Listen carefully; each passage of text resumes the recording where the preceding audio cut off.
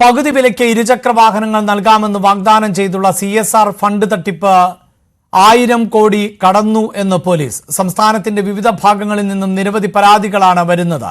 കേസിൽ കോൺഗ്രസ് നേതാവ് ലാലി വിൻസെന്റിനെ കണ്ണൂർ പോലീസ് പ്രതി ചേർത്തിട്ടുണ്ട്. കേസ് ക്രൈംബ്രാഞ്ചിന് വിടാനാണ് ആലോചന. പക്ഷേ അന്വേഷണത്തിന്റെ ഒരു ഭാഗവും നമ്മൾ ലിമിറ്റ് ചെയ്തിട്ടില്ല. ത്രൂ ഔട്ടായിട്ട് ഇതിൽ വേറെ ഏതെങ്കിലും രീതിയിലേക്കുള്ള ഒരു കണ്ണിവൻസ്, വേറെ ഏതെങ്കിലും രീതിയിലേക്കുള്ള ഒരു സാമ്പത്തിക നേട്ടത്തിന് വേണ്ടിയിട്ടുള്ള രീതിയിലേക്ക് ആരെങ്കിലും പ്രവർത്തിച്ചിട്ടുണ്ട്, അതൊക്കെ അന്വേഷണത്തിന്റെ ഭാഗമായിട്ടുണ്ടാവും. കണ്ണൂരിൽ ലഭിച്ച പരാതിയുടെ അടിസ്ഥാനത്തിലാണ് ലാലി വിൻസെന്റിനെതിരെ കേസെടുത്തത്. 2000-ഓളം പരാതികളാണ് കണ്ണൂരിൽ മാത്രം ലഭിച്ചതെന്ന് പോലീസ് പറയുന്നു. കേസിൽ 7ാം പ്രതിയാണ് ലാലി വിൻസെന്റ്. അനന്തകൃഷ്ണന്റെ ലീഗൽ അഡ്വൈസറാണ് താനെന്നും അനന്തകൃഷ്ണൻ തട്ടിപ്പ് നടത്തിയെന്ന് വിശ്വസിക്കുന്നില്ലെന്നും ലാലി വിൻസെന്റ് പറഞ്ഞു. ഞാൻ തട്ടിപ്പ് എന്ന വാക്കിനെ നിഷേധിക്കും. കാരണം പോലീസും കോടതിയും അങ്ങനെ പറയാതെ ഒരാളെ അങ്ങനെ പറയാൻ പാടില്ല. ഞാൻ അനന്തുവിൻ്റെ വക്കീലായിരിക്കുമ്പോൾ ഞാൻ ഒട്ടും പറയില്ല.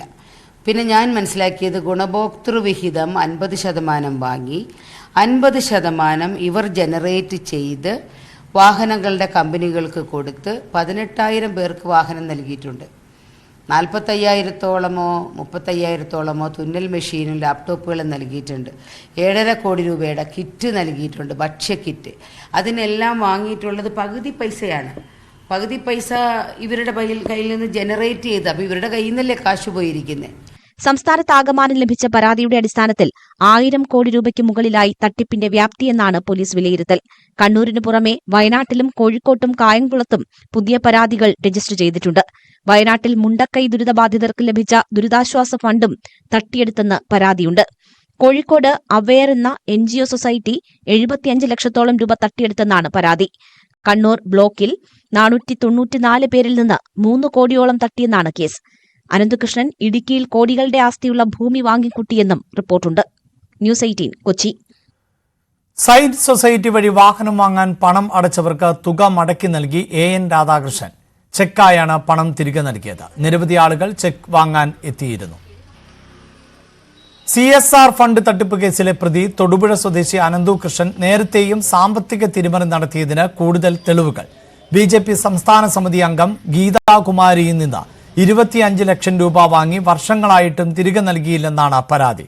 ഇടുക്കി ജില്ലയിൽ മാത്രം 1000-ഓളം പരാതികളാണ് അനന്തുവിന് എതിരെ ഉള്ളത്. CSR ഫണ്ട് തട്ടിപ്പിൽ പ്രതിയായ തൊടുപുഴ സ്വദേശി അനന്തകൃഷ്ണനെതിരെ ഇടുക്കിയിൽ നിന്ന് പുറത്തുവരുന്നത് ഞെട്ടിക്കുന്ന വിവരങ്ങളാണ്. ഇടുക്കിയിൽ രജിസ്റ്റർ ചെയ്ത 3 കേസുകളിലായി 9.5 കോടിയുടെ തട്ടിപ്പാണ് ഇയാൾ നടത്തിയിരിക്കുന്നത്. കരിമണ്ണൂർ, തൊടുപുഴ, നെടുങ്കണ്ടം എന്നിവിടങ്ങളിൽ കേസ് രജിസ്റ്റർ ചെയ്തിട്ടുണ്ട്. ജില്ലയിലെ വിവിധ സ്റ്റേഷനുകളിൽ 100 കണക്കിന് പരാതികളാണ് ഇയാൾക്കെതിരെയുള്ളത്. തട്ടിപ്പ് നടത്തിയ പണം അനന്തു ആർഭാട ജീവിതത്തിന് ഉപയോഗിക്കുകയായിരുന്നു. വിവിധയിടങ്ങളിൽ സ്ഥലങ്ങളും ഇയാൾ വാങ്ങിക്കൂട്ടിയിട്ടുണ്ട്. പരാതികളിൽ കൂടുതൽ കേസുകൾ രജിസ്റ്റർ ചെയ്യും.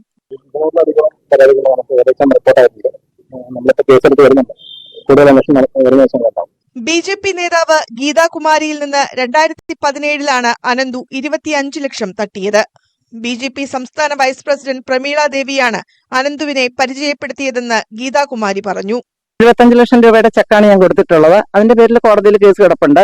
തൊടുപുഴയ്ക്കടുത്ത് കോളപ്രയിൽ ഇയാൾ ഓഫീസ് തുറന്നിരുന്നു. ദിവസങ്ങളായി ഈ ഓഫീസ് അടഞ്ഞുകിടക്കുകയാണ്. ഓഫീസിന് സമീപമുള്ള പലരും ഇയാളുടെ തട്ടിപ്പിന് ഇരയായി. 2 വർഷമായി കാണുന്നാണ് എന്റെ തോന്നലിരിക്കുന്നത്. ആളെ മിക്കവാറും ഓഫീസ് അന്വേഷിച്ച് വന്ന് ഞങ്ങളുടെ ചോദിച്ചും കയറി വരുന്നുണ്ട്. ഇപ്പൊ ഒരു കുറെ നാളായിട്ട് ആൾക്കാർ ഇങ്ങനെ പലയിടത്തുനിന്നും എന്നെയൊക്കെ വിളിച്ച് ചോദിക്കാറുണ്ട്, ഇങ്ങനെ ഇത് 1 മാസം മുൻപ് ഇങ്ങനെ ഒരു തട്ടിപ്പൊന്നും ഇതേക്കുറിച്ച് കേട്ടായിരുന്നല്ലോ. അപ്പൊ അന്ന് തൊട്ട് ആൾക്കാർ ഇങ്ങനെ നിരന്തരം തൊട്ട് കഴിഞ്ഞ് അവര് ഇങ്ങനെ അടിച്ചു നോക്കുമ്പോൾ ഞങ്ങളുടെ ബോർഡ് കാണാറുണ്ട് കടയുടെ.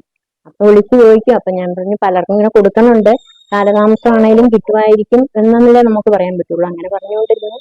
ഇപ്പൊ വന്നപ്പോ ഇതൊരു വൻ തട്ടിപ്പില് പെട്ട് ഞങ്ങൾ ഇരിക്കുകയാണ്. മുമ്പ് മണി ചെയിൻ മാതൃകയിൽ തട്ടിപ്പ് നടത്തിയിട്ടുള്ള ആളാണ് അനന്തകൃഷ്ണനെന്നും വളരെ കുറഞ്ഞ കാലയളവിൽ ഉന്നത സാമ്പത്തിക സ്ഥിതിയിലേക്ക് എത്തിയതിൽ സംശയം തോന്നിയിരുന്നുവെന്നും നാട്ടുകാർ. എല്ലാവരും പരാതി എങ്ങനെ വരുന്നെന്നോ, ചിലർ പരാതി കൊടുക്കാതിരിക്കും, എന്തെങ്കിലും ആട്ടെ എന്നോ കൊടുക്കാതിരിക്കുന്ന ആൾക്കാർ കൂടുതലുമായിരിക്കും. ഈ കൊടുത്ത് പരാതി ചെല്ലുമ്പോഴല്ല ഓരോരുത്തർ വീണ്ടും പരാതി കേട്ട് വരുള്ളൂ. ആരെങ്കിലും ഒരാൾ മുമ്പിട്ട് വന്നാലേ ബാക്കിയുള്ള എത്തുള്ളൂ. അങ്ങനെ ആയിരിക്കും ഇത് ഇനിയും വരാൻ കാണും. പരാതികൾ ഇഷ്ടം പോലെ കാണുമായിരിക്കും, ആരും മിണ്ടാത്തതായിരിക്കും. 700 കോടിയിലധികം രൂപയുടെ തട്ടിപ്പ് അനന്തു നടത്തിയിട്ടുണ്ടെന്നാണ് പ്രാഥമിക കണ്ടെത്തൽ. സ്കൂട്ടറിന് പുറമെ ഗൃഹോപകരണങ്ങളും കാർഷിക ഇലക്ട്രോണിക്സ് ഉപകരണങ്ങളും പകുതി വിലയ്ക്ക് നൽകാമെന്ന് വാഗ്ദാനം ചെയ്തായിരുന്നു തട്ടിപ്പ്. ന്യൂസ് 18 ഇടുക്കി. പത്തനംതിട്ടയിൽ വിവാഹ സംഘത്തിന് നേരെ അതിക്രമം നടത്തിയ പോലീസുകാർക്കെതിരെ വകുപ്പ് തല നടപടി. SI ജിനുവിനെ സ്ഥലം മാറ്റി. മർദ്ദനമേറ്റ സിതാരയുടെ മൊഴിയുടെ അടിസ്ഥാനത്തിൽ കേസെടുത്തതിന് പിന്നാലെയാണ് സ്ഥലം മാറ്റം. നടപടി തൃപ്തികരമല്ല എന്ന് അതിക്രമത്തിന് ഇരയായ സിതാരയും ശ്രീജിത്തും പറഞ്ഞു. വാഹനം വഴിയരികിൽ നിർത്തി വിശ്രമിക്കുന്നതിനിടെയായിരുന്നു കോട്ടയം സ്വദേശികളെ പോലീസ് മർദ്ദിച്ചത്. കോഴിക്കോട് മുക്കത്ത് പീഡന ശ്രമത്തിനിടെ ഹോട്ടൽ ജീവനക്കാരി കെട്ടിടത്തിൽ നിന്ന് ചാടി പരിക്കേറ്റ സംഭവത്തിലെ മുഖ്യപ്രതിയും ഹോട്ടലുടമയുമായ ദേവദാസ് പിടിയിലായി. എറണാകുളത്തേക്കുള്ള യാത്രയ്ക്കിടെ കുന്നംകുളത്ത് വെച്ചായിരുന്നു പോലീസ് ഇയാളെ പിടികൂടിയത്. മുക്കത്തെ സങ്കേതം ഹോട്ടലിന് സമീപം യുവതി താമസിച്ചിരുന്ന സ്ഥലത്ത് പ്രതിയുമായി എത്തി പോലീസ് തെളിവെടുപ്പ് നടത്തി. ദേവദാസിന് CPIM ബന്ധമുണ്ട് എന്ന് BJP ആരോപിച്ചു. എറണാകുളത്തേക്കുള്ള യാത്രക്കിടെ തൃശൂർ കുന്നുകുളത്ത് വെച്ച് ബസ്സിൽ നിന്നാണ് ദേവദാസിനെ പോലീസ് കസ്റ്റഡിയിലെടുത്തത്. പോലീസിനെ കബളിപ്പിക്കാൻ ദേവദാസ് കാർ കോഴിക്കോട് റെയിൽവേ സ്റ്റേഷനിൽ ഉപേക്ഷിച്ചിരുന്നു. അന്വേഷണത്തിൽ കാലതാമസം ഉണ്ടായിട്ടില്ലെന്നാണ് പോലീസ് വിശദീകരണം. അന്വേഷണത്തിൽ പാളിച്ച സംഭവിച്ചിട്ടില്ല. ഇരയുടെ മൊഴിയുടെ അടിസ്ഥാനത്തിലാണ് FIR രജിസ്റ്റർ ചെയ്തത്. ദേവദാസും കൂട്ടുപ്രതികളും ശനിയാഴ്ച രാത്രി ഇരയുടെ താമസസ്ഥലത്ത് പോയതിന് ഡിജിറ്റൽ തെളിവുകളുണ്ടെന്നും താമരശ്ശേരി DYSP പറഞ്ഞു. പ്രതിയെ സംഭവസ്ഥലത്തെത്തിച്ച് പോലീസ് തെളിവെടുപ്പ് നടത്തി. ഈ സ്ത്രീയുടെ മൊഴി അനുസരിച്ചാണ് നമ്മൾ കേസെടുത്തിരിക്കുന്നത്. കേസ് രജിസ്റ്റർ ചെയ്യുന്ന സമയം ഈ സ്ത്രീയുടെ തൊഴിൽ ചെയ്യുന്ന സ്ഥലത്തിന്റെ ഉടമതനെതിരെയാണ് ഈ പരാതി വന്നിരുന്നത്. ആ സമയത്ത് അതിന്റെ നിജസ്ഥിതി പെട്ടെന്ന് അറിയാനുള്ള ഒരു വേറെ എന്തെങ്കിലും ഇഷ്യൂ ഉണ്ടോ എന്നുള്ളതൊന്ന് വെരിഫൈ ചെയ്യേണ്ടതുണ്ടായിരുന്നു. പിന്നീട് നമ്മൾ ആ സ്ത്രീയുടെ കറക്റ്റ് മൊഴിയെടുത്തു. അതിൽ FIR അതനുസരിച്ച് തന്നെ രജിസ്റ്റർ ചെയ്തു. ഇന്നലെ പ്രതിയെ നമ്മൾ അറസ്റ്റ് ചെയ്തു. കേസിൽ പോലീസ് ഇരുട്ടിൽ തപ്പുകയാണെന്ന ആരോപണവുമായി യുവതിയുടെ കുടുംബം രംഗത്തെത്തിയിരുന്നു. കൃത്യമായി മൊഴി നൽകിയിട്ടും FIR-ലടക്കം സംഭവം ലഘൂകരിക്കാൻ ശ്രമമുണ്ടായി. കുട്ടി അതിനകത്ത് പറഞ്ഞിട്ടുള്ളത് പീഡിപ്പിക്കാൻ ശ്രമിച്ചപ്പോൾ പ്രാണരക്ഷാർത്ഥം ഇതിന്റെ മുകളിൽ നിന്ന് താഴോട്ട് ചാടിയെന്നാണ്. പക്ഷേ ഇതിൽ FIR-ൽ പോലും അവർ കാണിച്ചിട്ടുള്ളത് ബാൽക്കണിയിൽ നിന്ന് വീണു എന്നൊക്കെയാണ്. അത് എന്തൊക്കെയോ ദുരൂഹതയിൽ നിന്ന് നമുക്ക് ഫീൽ ചെയ്യുന്നുണ്ട്.